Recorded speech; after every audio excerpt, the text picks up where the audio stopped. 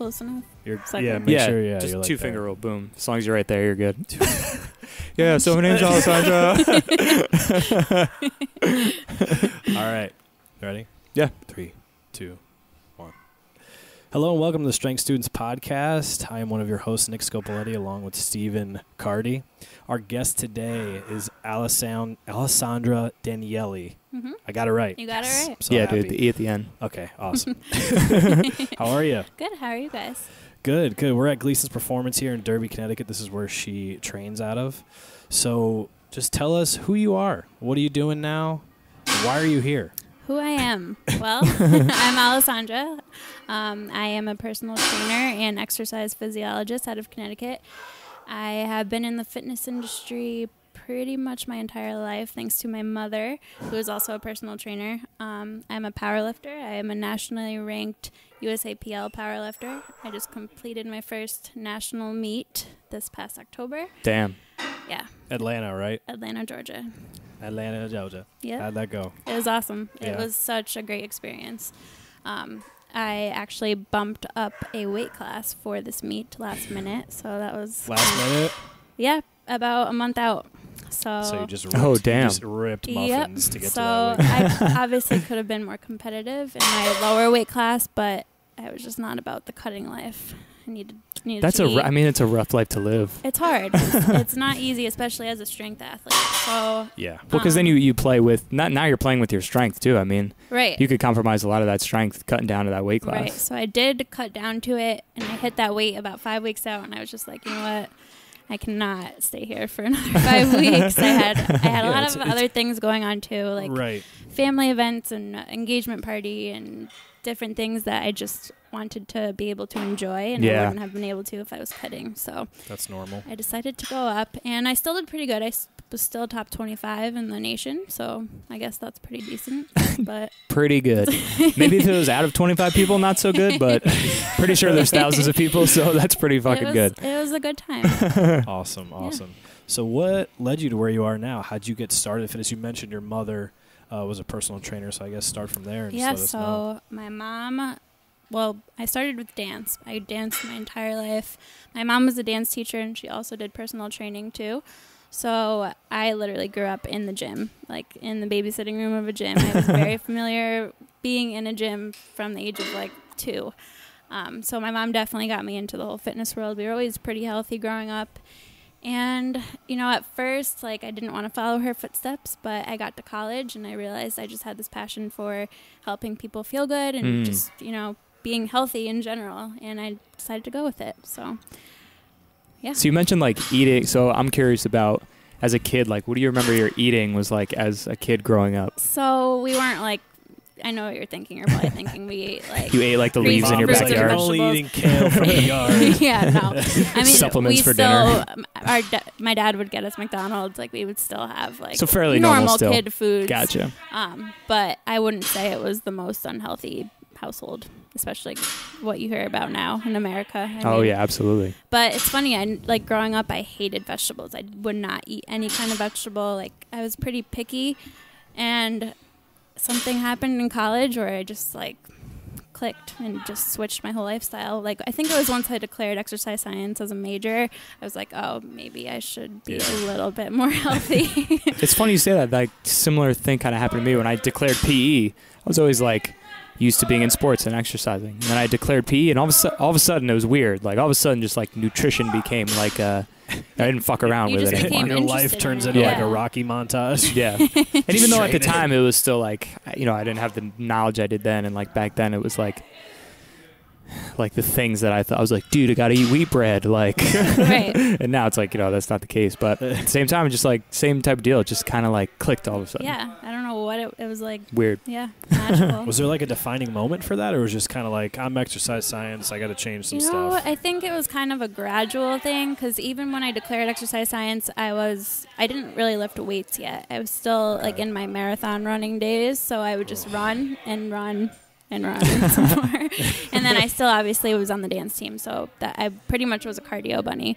And then I guess I started getting into weights when I wanted to do a bikini competition. Okay. So that was kind of my first step in the guy section of the gym, you could say. Quote unquote, yeah. What are these Quote, weights?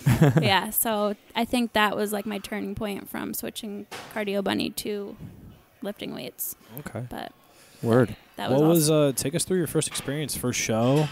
for bikini. Yeah. What So was I that? only did one show. Okay. I learned very all quickly you that it need. was not what I wanted to do. Right. At that point, I just followed like your typical clean eating bro diet: chicken, rice, vegetables, literally every day, every single meal. Now, Damn. While you're doing this during college? This was during my last year of college. Yeah. Everyone else is eating pizza every other day. So, yeah, it was hard. But at that time, I moved back home and I was commuting, so that made it a little bit easier. Yeah, that definitely does. Yeah. But yeah, I don't know what I was thinking. It was a learning experience. Well, you were doing what was right, what you thought what was right, and what you wanted to pursue at the time. Exactly. It was definitely a learning experience, and I knew after the show was over that I did not want to do that again. And that's kind of when I fell into the whole powerlifting thing. So it was kind of a blessing in disguise, I guess, because... So after doing like bodybuilding bikini. Yep. After doing the bikini show, I moved across the country and for my internship for school. That was like my last thing for school. And I found that I just didn't want to focus on how my body looked, and I just wanted to be strong. So that's kind of when I started shifting gears towards powerlifting. What made that shift? My fiance, well, my now fiance, I met him out there in San Diego, and he lifted heavy. And one day he was like, he dared me to deadlift. And Dared you? It was like a 225 deadlift, and he's like, I bet you can't do that. And I did it, and I was like, Hell yeah. that was awesome. This is what I've been So, waiting for. yeah. My strong wife. Yeah, it was literally like that moment. Like, I still remember to this day. So that was your defining That moment was my for that. moment for powerlifting. Then you guys arm wrestled. He was like, here's the next test. Not quite, but yeah, from there I just shifted gears. He helped me with the powerlifting program. I did a ton of research on my own, and it just went with it. And I realized I was kind of strong for my size, and I was like, okay, maybe this is going somewhere. So Hell yeah. Yeah, here we are 2 years later, and Still doing it. Still doing ripping it. Top Still 25. ripping, yeah. So not bad. You're doing well. yeah, Doing pretty okay. well. Yeah. So from there, you started powerlifting. What was take us through, I guess, your first meet when you decided, like, all right, this is cool. I like lifting heavy. Yep. But now I want to take it to a platform. I want to compete in something again. So what made you make that decision? So, I'm naturally competitive. I competed in dance my whole life. I like to compete. And when I started powerlifting, I would say about 6 months after I started was my first meet. So I knew I wanted to do one eventually. I just didn't know when it was going to be. And there was one in Connecticut that summer. It was a push-pull meet, so it was just deadlift and bench. Oh, It wasn't nice. squatting. So that was like the icebreaker, I guess. It was through RPS, which is one of the powerlifting federations. And from that point on, I was like, I want to take this even further. And I switched to USAPL, USA Powerlifting, which is the federation I compete in now. Okay. Yep. So what was that? Is that like the equivalent to like almost an unsanctioned meet in Olympic weightlifting, kinda? Or was that like RPS? a legit? My Like first No, one. so you having a mentioned just a push-pull. push-pull meet. Oh, yeah. So, yeah, so it's kind of weird. Like, powerlifting, it's just starting to get really, really popular. Yeah, And no, it is. in my opinion, USAPL is, the most well-known federation right now. And RPS is kind of, I don't want to knock it at all. I'm not trying to knock it, but it's more fun, I guess is the word. So, yeah, so like my numbers that I hit at RPS wouldn't go over to the USAPL. So to qualify for nationals, which is USAPL, you have to do a USAPL local meet, and then you can qualify for nationals. So, yeah, I guess pretty much it would be. There's so many powerlifting, There- bodybuilding there's so many. federations. It's like Yeah. tough to keep track of. It yeah. is. It blows. And Like there's I'm always different like, rules and different levels, and like very this dude has intense. knee wraps and he's raw. This is knee sleeves. This is a belt. This has Yep. no pants. Yeah. And the gear that you wear for USAPL has to be approved. Like there's a list, so it can't. Oh, It has to damn. be certain brands. Do they check you or no? And a national meet, they do. Okay. Local meets are a little bit more lenient, but they are getting more strict. So you definitely have to wear like their approved gear to the meet, word. or you can't compete. Wow, it's pretty serious. Yeah. So you mentioned like the rise of popularity of the sport, which we've all seen. Like Mark Bell's become a household name. Even in CrossFit, with all of his products he's made, you even see Olympic weightlifters wearing his gear, right? Yep. Females especially in powerlifting has been soaring through the roof. So talk about being a female in this. This is a very male-driven sport, was a very male-driven sport. It is. But now there's so many top females that are so good, and they're personable. Oh, yeah. You know? Yeah. So take us through what it's like being a female in the powerlifting world. You know, I love it because I've been in both worlds. Obviously, I've been in the bikini/bodybuilding world, and as a female in that world, I would find, I don't want to say I was uncomfortable in the gym, but I would find a lot more guys would like stare at me or like hit on me sometimes. Right. Whereas when I go into powerlift and I'm like deadlifting almost 3 times my body weight, it's like everyone stays away or they'll come in, they'll fist bump me. Like I have more respect. This chick's rad. Yeah, I just feel like I'm more respected as a powerlifter than when I went to the gym as a bikini competitor. I don't know if that's for everybody, but why do you think that is? Because they see this short, petite girl lifting 300 pounds off the floor, and it's like just kind of this like physical spectacle almost. Yeah, it's like you earn your place in the gym, kind of. Nice. Makes sense. So, you're talking about being a female powerlifter, right? Let's go through what you just did. I watched, I'm not going to lie, I creeped a little bit. I watched the YouTube video last night of you at Nationals, right, in Atlanta. Give us your numbers, because they are quite impressive, especially for your size. So give us the weight you were at when you did them. Okay, so I weighed in at, I think it was 60 kilos, which is 130 pounds, which is heavy for me, because at the weight class below the 63s, which is what I competed in, is 57, and you have to weigh in under 125 pounds. So I was like dieting up at this point for a couple of weeks, so 130 was the highest I could get.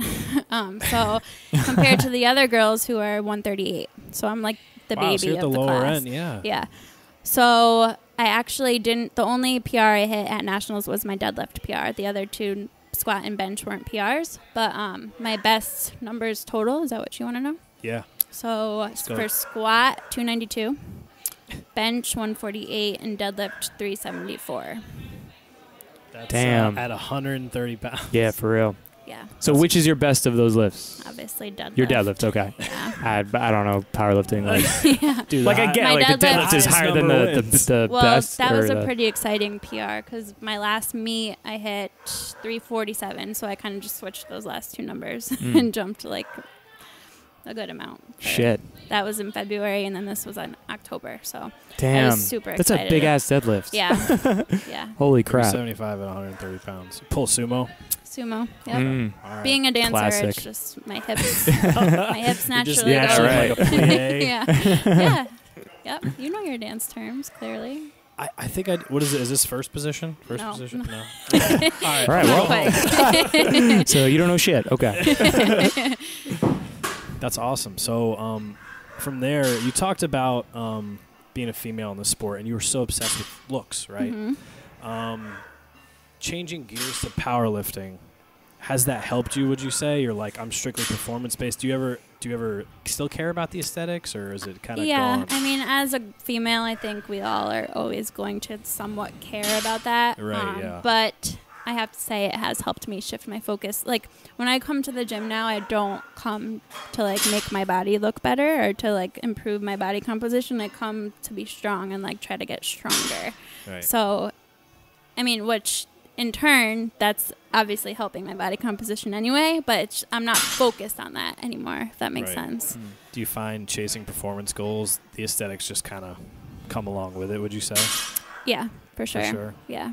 Because, I mean, and I think the second you stop obsessing over it, you finally are happy with your body. I mean, at least that's how it worked for me. Like, I know that when I was a bikini competitor, I would constantly like look in the mirror and check to see if I had abs or always. You know, there's always something. There's always something you can or you want to improve on. Whereas with strength, it's just like, okay, I just want to add another pound or 2 to this lift, or you know, it's just. And not to say that there's not always something when you're trying to attain performance goals, because there is. Like, we're always going to chase those goals as well. Like, oh, I just want to hit this snatch, and then it's like, well, now I just want to hit this snatch. Right. But I've always felt that in my personal experience, like chasing aesthetic goals you're never pleased almost. No, And never. I don't want to say anyone, but for me personally, I was just never pleased. Even when I stepped on stage for my bikini competition, that's supposed to be like the ideal, your best shape ever. Right. And I was still like picking myself apart leading up to that day, or like I would see pictures and I'd be like, oh, I wish my abs looked better, or like I wish my hamstrings were popping more. Like there was always something to fix. So I don't know. Always, yeah. And it's almost like you're never satisfied. At least with performance, it feels like, you hit a PR, you hit a big deadlift, you hit a big snatch. It's like, yes, hell yeah, I've been chasing that. I got it. Awesome. Satisfied. Right. And then on to the next one. But almost with aesthetics, it's like you're never going to look how you want to look almost. Right. Totally agree. Yeah. I was telling Steve the other day, like, again, like just like you said, I've done 2 bodybuilding shows. I've been stage ready, like the leanest I'll ever be in my life, and you'll be like, I don't like the way I look. Like this is still kind of blah blah blah. You're never gonna find that happiness. Right, and I think that's a lot of problem with. I mean, a lot of the female clients that I work with, like they come to me and I like send them a questionnaire and they ask them what their goals are, and almost everyone, it's something aesthetic, or it's I want my abs, or I want a bigger butt, or it's just something. It's rarely do you see like a strength goal come first. Like maybe they'll say that at the end, but it's always something like they want to change their body somehow first. Yeah. Which I'm trying to help them realize that shouldn't be your main focus, and that you won't ever be happy if that is your main focus. Yeah. Right. Oh, yeah, you absolutely won't. So also, I want to get into, you're taking on a brand new endeavor, kind of. Olympic weightlifting. So I'm a total noob. It's been 4 weeks now. This is my 4th week, and I love it. It's so different than powerlifting, and it's a total new challenge for me. And you got that bug, yo. You got that bug. I got the bug. And you're going to be doing CrossFit soon. It's totally different, though, and that's what I love about it, because I'm still doing powerlifting. I don't know if I'll ever do CrossFit, but talk to Steve. I don't care. It's not my bag. But yeah, I'm still doing my power lifts. I'm still benching and sumo deadlifting once a week or once every couple of weeks, just to continue with that, because I still want to go to nationals next year. Right. But I've always wanted to learn the Olympic lifts, and now is my chance to do so. So how's that been? How's it been going for you? It's fun. 4 weeks in. It's a challenge for sure, and it's humbling, because powerlifting, I don't want to say it came easy for me, but it kind of did in a sense.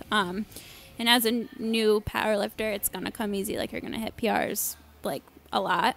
Right. You got the strength, you got the base, but now it's just it's such a, and Steve, I think you'd agree with me, it's such a technique driven sport. So technical. Like deadlift, it's a different world, man. It's a different world. Right. Bench, there is technique, but get it up, press it. Yep. Squat, there's definitely, again, technique, but you just got to get up. Right. There's so much involved. Right. Especially if you want to make it look pretty, too. You know what I mean? Like, if you want to do it right, it's going to take time. And I'm using baby weights right now, and that was a big change to go from, like, my powerlifting weights to, like, the babiest weights ever, just the bar. But it's necessary. If you're building that foundation, it's the smartest thing you can do. Right. Absolutely. Like, deadlift 375, and I'm snatching 15 pounds, something like that, you know? I mean, Olympians who train for weightlifting in the Olympics, they go, leading up to their training, go an entire year just barbell work. Yeah. Like, just on the bar. It's necessary. So I'm learning, but it's definitely a fun learning experience so far, and it's, just another thing to check off.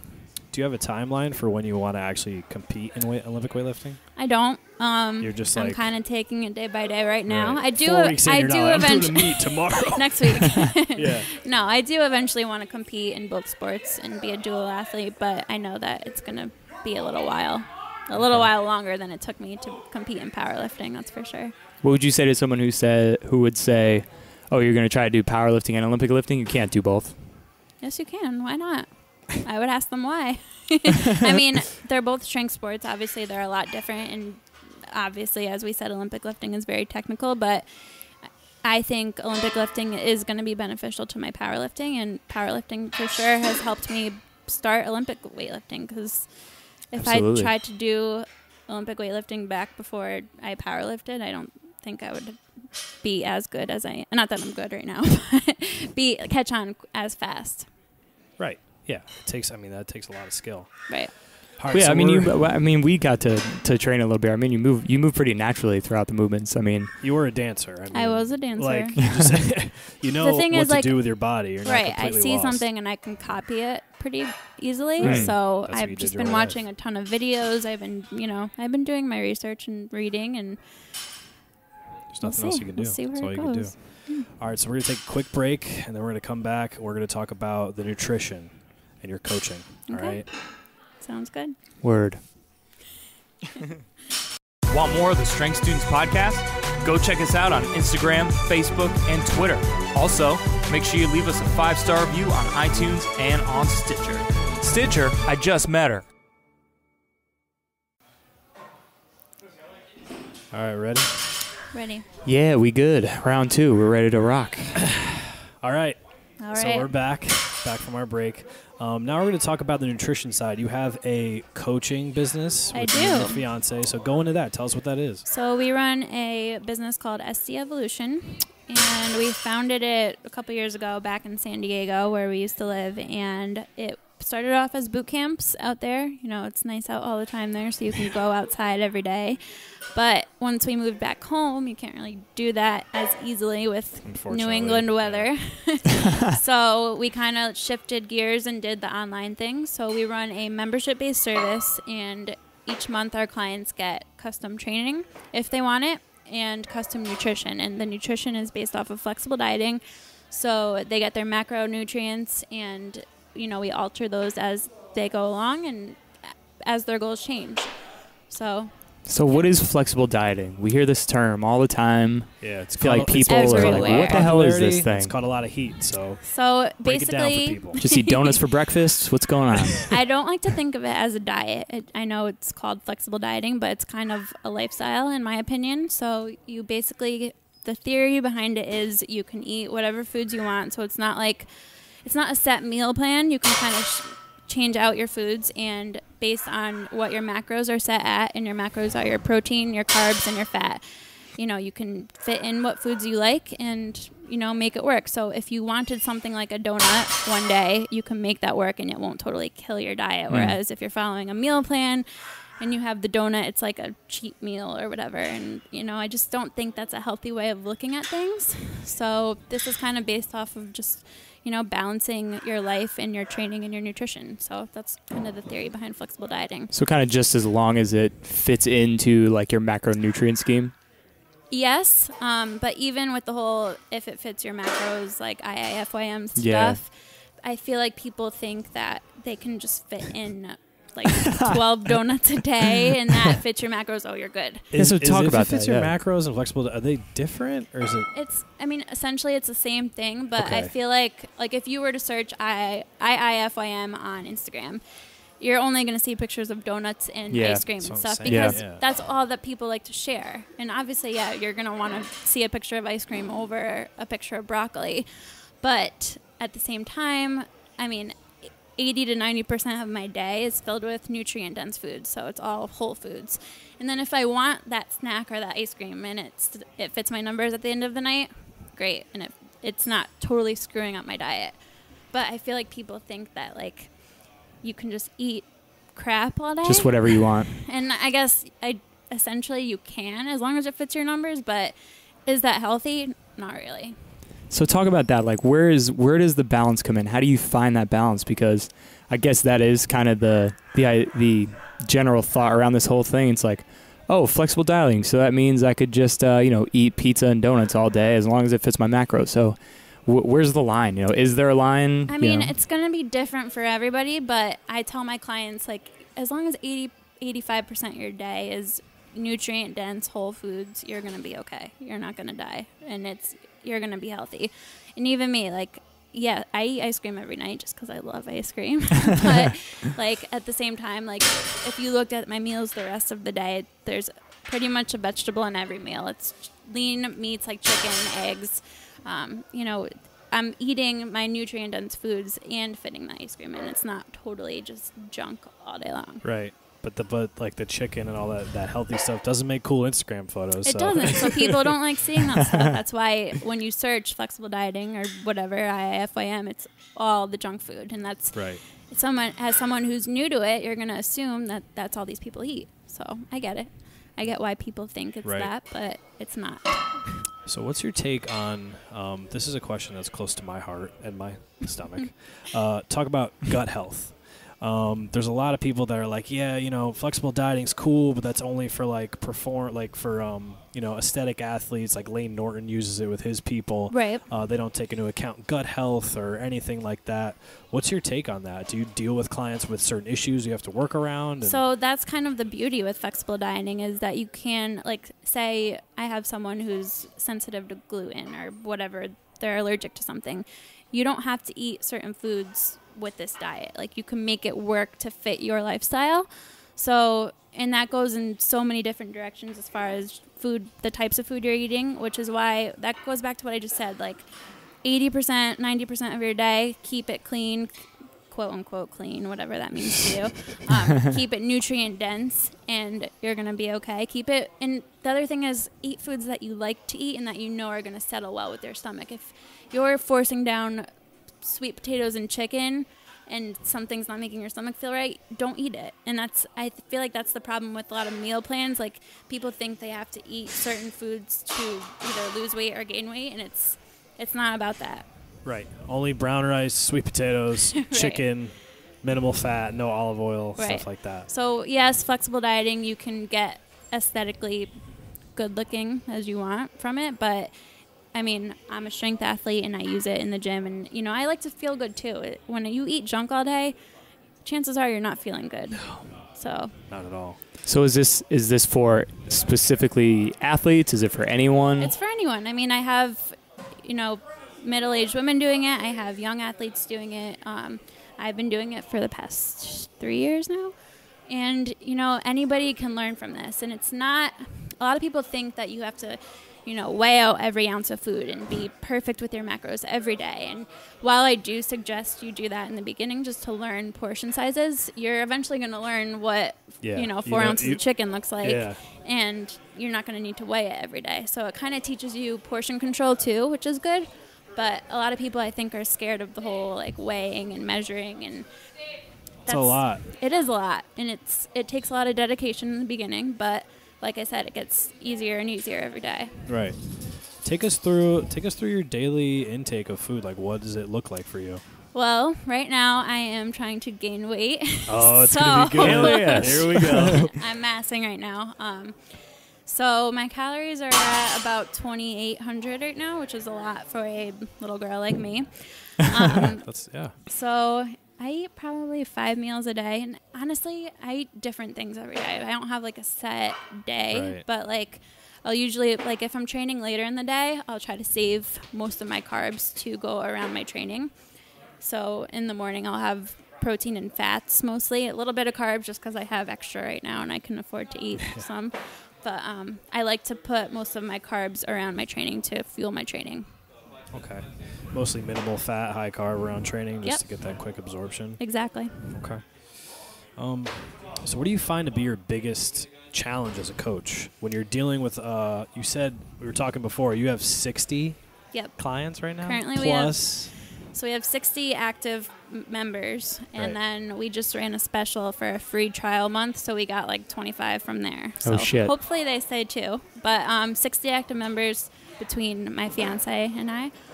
And I would say the biggest challenge is just, getting them out of their old habits. Okay. So as an online coach, it's hard because I'm not in person with them. I have them check in with me every week through email, and they fill out a sheet and they kind of go through how their week was. But a lot of people that come to me, are stuck in old habits, or they were eating different macros and I changed their numbers for whatever reason, and they're hesitant to decrease their protein or increase their carbs, and they kind of just don't do it. So I don't know if it's a trust issue or they're just scared of change. Right. That was comfortable for them and they don't want to get uncomfortable. So I think that's the hardest part, is just kind of getting them to break their old habits. Okay. I'd say would you say the hardest thing is getting the clients to, would you say people have trouble eating more or like they're not eating enough? Is that mostly the big problem? Yeah, a lot of people are not eating enough of the right things. Right. So protein is usually pretty low. It's funny because like protein will either be really low with a client or they'll be like way over consuming it. Like, What do you feel that is? I think there's just so much information out there that people just don't know what to believe, and they'll read like a blog or they'll read something that says do this, and they do it without researching more avenues. So, and it's true, there is so much out there, but for anyone listening, if you're wanting to research nutrition, just do as much as you can, read as many things as you can. Don't go with one person or with what one person does. Yeah, absorb some different ideas. Exactly. You know? View it as sides of the coin and try to see both sides of the coin, you know? Oh, And ask questions, you know, to yourself and to, if you can, to that person, you know? Yeah. Always question everything. Absolutely. Yeah, it's so interesting. Like I'm with you. I see most of like the low protein. Like people are just not eating enough protein, and a lot of everyone's diet is based off of still like a lot of like just higher carb. Like A lot of high for breakfast, I had a bowl of cereal or a bowl of oatmeal, and then for lunch I had maybe like a salad, and then for dinner I had some meat. It's like, so you didn't have any like legitimate protein until dinner. It's like, it's interesting. I think it's because carbs are so easy to get. Quick, yeah. I mean, pretty much anything you go into a gas station or a grocery store, something you grab first is going to have a carb in it. So I think that's just, I don't know, people just go for that, and they like carbs. I don't blame them. Yeah, like it's them easy. too, Like, but- oh, it's just there. It's bread. It's right. whatever's Cereal, there I is mean, there. it's quick. Well, yeah. And it's the energy for your body. So your body's just always like, oh, give me more of that. Give me more of that. Right. So you only do dieting coaching, or is it also Nope, we training also as do well? training. Okay. So with their monthly membership, they'll get a month of training, whether it's powerlifting or bodybuilding or like your just average fitness workout for the average person. It's all custom to that person. So based on their goals, how many days a week they can go to the gym, we take all of that into account and create a program for them. Okay. So do you get mostly weight loss clients, would you say, or is mostly weight loss, but it's funny because like sometimes people, mostly females, will come to me for weight loss, and I'll kind of like try to shift them to either maintenance or gaining weight, just because these girls have been dieting for months and months and months and not seeing progress. So instead of me trying to cut them down even more, I try to give their body a break essentially, and just, you know, have them. And at this time, I'll have them focus on that mindset issue of body image and focusing on strength. So I'll try to increase their calories a little bit, get them to focus on strength. And that's when they start to realize, okay, maybe I don't need to diet down. I need to build some muscle. Who did you learn flexible dieting from? So many different sources. Lane Norton was the first person okay. I heard of it from, but Chrissy May Cagney's book, Flexible Dieting 2.0, I believe it's called. Yeah, that was like the first ebook I read on it, and Great since read. then I've just been continuing to research and learn as much as I can. But are there any as far as like books and things, like, you know, you mentioned obviously the Flexible Dieting 2.0. Yep. Anything else you'd like maybe recommend? I really like the Renaissance Periodization ebooks. I don't know if you guys have heard of them. They do offer programs too. But they have a couple ebooks. They have a female ebook and just a normal nutrition ebook. They're both very insightful. You know, they cite all of their resources, and I'm all about the science-backed information. So. Oh yeah, definitely. Well, yeah, the degree. Yes. The degree makes you a nerd. Definitely. So you talked about, there was two books. There's a female book and a regular book, you're saying? Yeah, so they have one that's like geared towards females, and that kind of touches on the issue of like going into maintenance or massing for females, and kind of it really explains it in a way that makes you, because I mean, what female do you know is like, I want to gain weight? I don't think I've ever met a girl that has ever said that. So they kind of explain the science behind it and why you should, you know, spend some time in a maintenance phase or in a massing phase and not trying to diet all year long. Right. Word. What would you say, like Steve and I spoke about this a few weeks ago, about dealing with we talked about the science, and you know all the science, and, you know, like you said, you have your degree in it, I have my degree in it, you learn and you're all about the science, but would you say the psychology also of dealing with human beings is huge? Plays a huge role. I feel like a lot of the time I'm kind of like, you know, I'm almost acting, I don't want to say acting as a psychologist, but like. Therapist, yeah.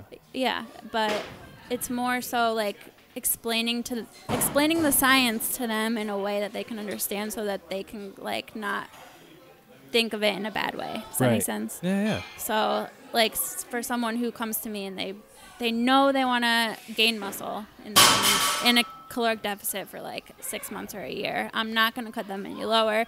So I try to just, explain to them, like, you're a female, you have hormones, you need to let your body come back up a little bit, or it's not going to cut down anymore. Like, you get to a point where you're just not going to lose any more weight. Right. So, and I feel like a lot of people don't realize that, or I don't know the reason behind it, but it's hard to, try to convince a female to gain weight.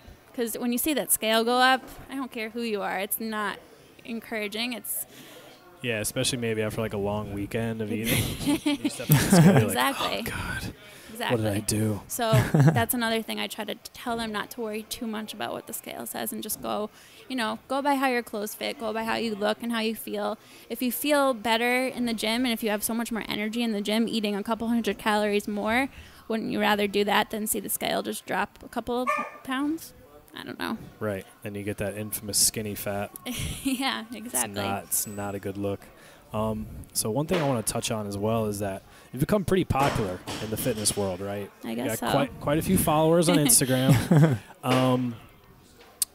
Posting stuff, would you say most of your stuff is more motivational or training, or are you looking to kind of inspire other females, like, hey, it's okay to lift heavy and eat all these calories? I'm eating almost 3,000. That's exactly what I try to have some kind of science within my post somehow. I try not just to post, a selfie in my bikini saying, hey, look at my abs. Or, That's what Steve usually does. But I always try to have something like educational in my post, whether it's a training video or if it is a progress photo. I try to like explain like why. Like I just posted one a couple of weeks ago of my massing progress and showing these girls that it's okay to gain 5-6 pounds on a scale. You're not going to die. You're going to lift so much better in the gym. You're going to feel so much better, and you get to eat more food. So that to me is a win-win situation right there. Yeah, it sounds like a win-win. But yeah, I try not to just be that person that posts selfies all the time.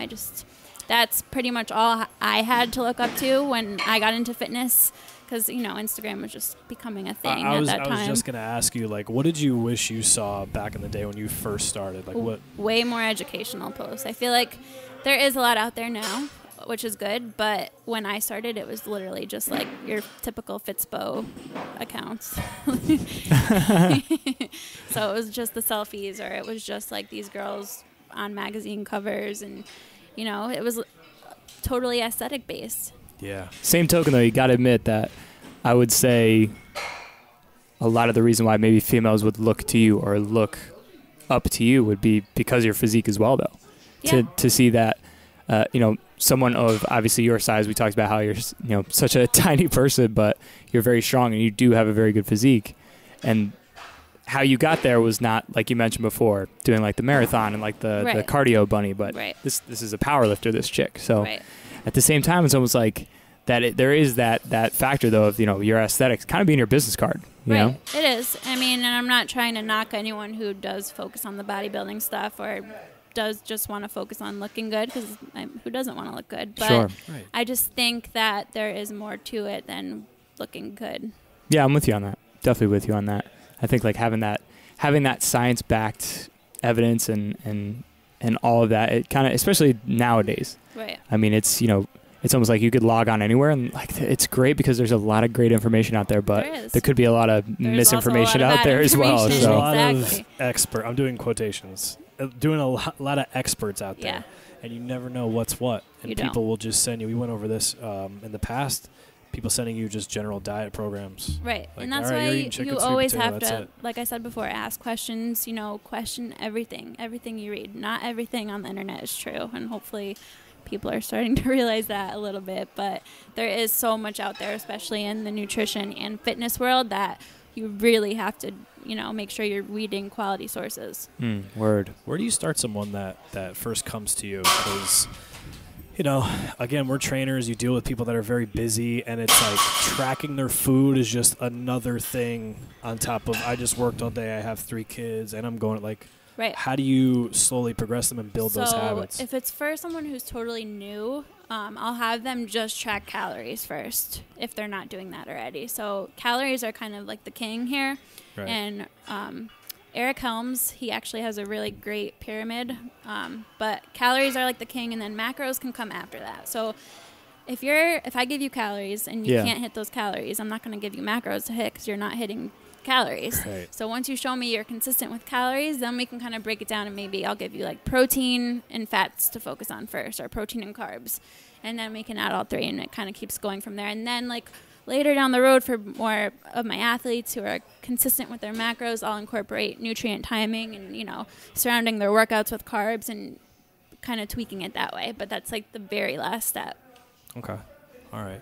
What so what's next for you guys? Like, you have this company, you're doing all these things, you got 60 clients, well 85 technically, at this moment in time. It's just you two. Yep. So where are you looking to, I guess, take the company? Are you trying to grow this as much as possible? We are definitely trying to grow this as much as possible. You know, down the road, if it does grow, we're going to have to get some more people helping us out because we are only two people. But, you know, the first goal we had was to open up a facility. So that's still at the very end of the timeline. Really? Training facility, nutrition, Just both, a small gym, everything. You know, Gotcha. continue doing what we're doing with the online stuff, but we would love to have something real and in person like too. physical. Okay, exactly. Cool. So what percentage of your clients would you say are kind of like you? They're powerlifters, or they want to compete in something? I would say about 50% are Really competitive. So you're dealing with a lot of We people do that have a wanna- lot of powerlifters. I think that's just from, you know, my success in powerlifting, which is good. But then total opposite end of the spectrum. There are a lot of newbie, you know, totally don't know anything about nutrition or training. So it's fun because I get a wide range of clients. It's not just like one specific avenue. Yeah, right. So how would you, in terms of the flexible dieting, you have two people, right? Someone comes to you, hey, Alessandra, I want to start powerlifting.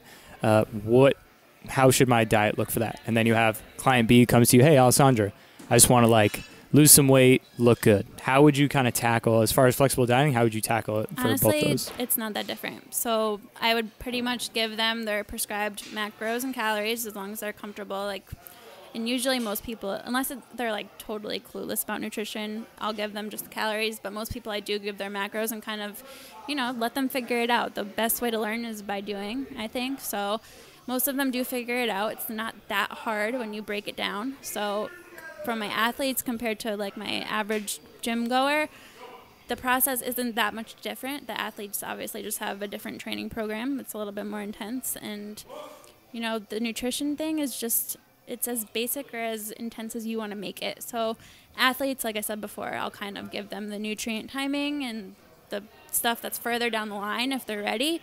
Whereas your average gym goer, that stuff doesn't really matter as long as they're hitting their numbers. I can see that. That makes sense. So as far as, do you do your own training programs and stuff like that, or do you have a coach? I have a coach. Okay. So we are at Gleason Performance in Derby right now, and Ryan Gleason is my coach. I've been working with him for like 7 or 8 months now. Okay. So it's been a little while. It's the longest coach I've ever had. Nice. So that's You've good. cut a lot. You got rid of a lot of guys. Yeah. I've only had one other coach before this, Oh, okay. but I actually was self-coached for a while. But I have to say I love having a coach, and an in-person coach too. So I still do my nutrition. I do my own macros, and Ryan does my training program for me. Okay. What's training looking like right now for you? Like you said, we're doing the hybrid program. But Yep, so it's totally a hybrid. So I have 3 days of Olympic lifts, and then I have a full-on bodybuilding accessory work day. And then I'm still doing like my bench and my sumo deadlifts. I do those once a week right now just because I don't need to be doing them more than that. My next meet probably isn't until next October. So yeah, you got some time. I have a while. So Yeah. I'm focusing on the Olympic lifts right now, and we'll see where it goes from there. But Very cool. Very Yeah. cool. So I think that's pretty much it. I really have you nailed all these questions. Anything you want to leave with, give our viewers, basically girls out there trying to get started. We also want to see if there was someone you had to go learn from, who would that be? If you wanted to like go be an intern somewhere again, where If would that I be? did? Yeah. That's a tough one. Honestly, Chrissy May Cagney is like my number one idol. Word. in Go the out to Reno. nutrition. Yeah, you got to go to Black Iron Gym. Yeah. But yeah, she's totally hands down number one. She's dope. She's cool too. She is a cool. I met her chick. before. She's very, too. very down to earth. She is. Like answer your question, look you in the eye, like very, very cool. Yep. Yeah, definitely. And I feel like she's like, I would say, who would you say, like Lane Norton is kind of like the founder of flexible dieting, maybe the pioneer. I feel He that. definitely popularized flexible dieting. But she's right there, man. Yeah. Like she's right there I as far believe as. Chrissy learned from, or Lane was her coach at Yeah, one point. he coached her, yeah. Yeah. So I would say, Lane Norton puts out a lot of information too. If you guys want to go check him out, that's how I learned, and that's how I'm continuing to learn. But like I said before, question everything. Do your research. Don't just jump into something because one person on Instagram said it. Dope. That's perfect. We'll leave off with that. Awesome. Well, I just wanted to thank you so much for letting us come here. Thank you letting for us having lift, me. making me overhead squat. Just a nightmare. It was fun. So that's it. Go to iTunes, leave us a 5-star review, and to follow Alessandra on Instagram. I didn't even know your first name till today. at Fit Girl Moves. Yeah, that's it. And then go follow us on Instagram. It's at Strength Students Podcast on Facebook and Instagram, and at Strength Podcast on Twitter. All right, I want to thank you so much. All right. Thank you guys. Wait, any jokes? Do you have any jokes that I'm you usually not a tell? joke Come on, person. do you have I anything? literally have nothing. Come on. Pickup line, joke. I'm She's getting engaged, married. man. I don't need I a mean- pickup line. You picked up your husband somehow. She literally picked He him picked up. me. She lifted him up There you off the go. ground. There's your joke. Word. All right. See you next time, guys. Thank you.